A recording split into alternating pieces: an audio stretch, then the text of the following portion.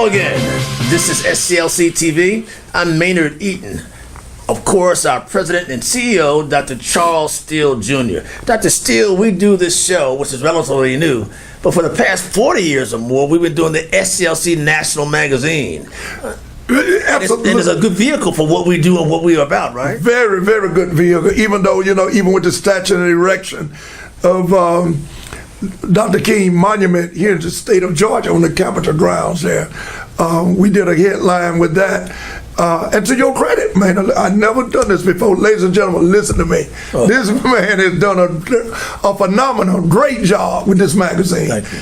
Everywhere I go, man, the UAW told me they read the magazine and told me to compliment you. I spoke to the UAW in Memphis. That's what I was going to go to. In this current issue, yes, sir. We were a salute to Selma 2018, but you were in Memphis. In your column, you talk about this speech and where SCLC is today. You say it's still as relevant as ever, and we're needed more than ever. Right. Some argue with that now. They might argue with it, and I tell people I don't get emotional on what I say until I get the facts. I do have the facts that we've been set back 50 years in terms of the racism and the poverty, as well as the militaristic aspect, police states that we have. We have been set back 50 years, and I got the facts. Matter of fact, I've been talking about this for the last 6 months. SCLC, again, your critics, outdated.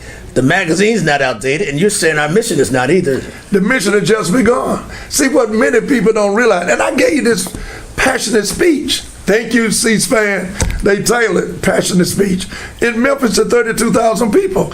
When I said, factually, the average African-American colored, a poor person in this country today makes on the average $17,000. The average Caucasian or white make $171,000. Hello, do I need to say that again? It's quite a disparity. Very much so. And C-SPAN carried this. I just saw your man in the restaurant today. Say, I saw your speech on C-SPAN. And they labeled it passionate speech because it's a truthful speech.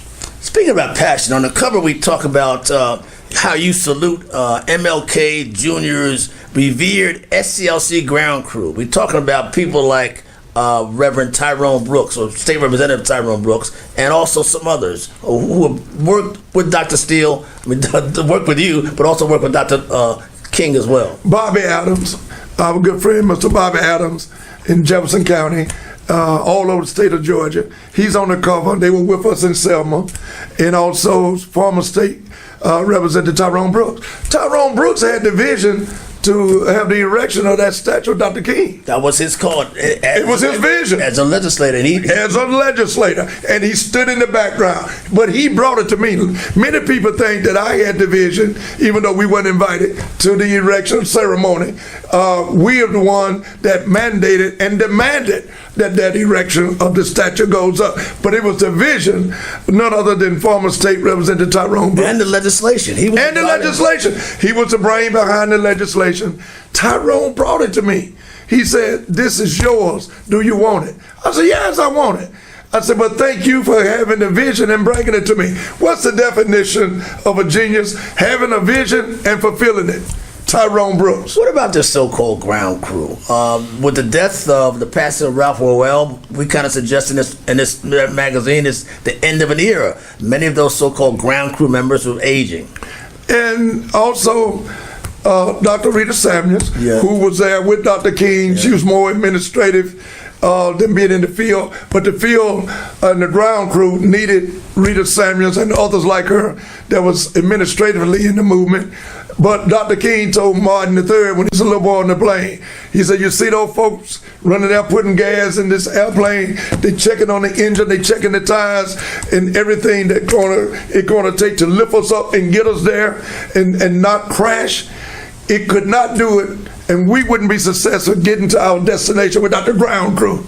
That's what SCLC had. We could not have been successful without the ground crew. Frederick Moore and others and Ralph wore Ralph. Ralph did his last job in Selma just a few weeks ago.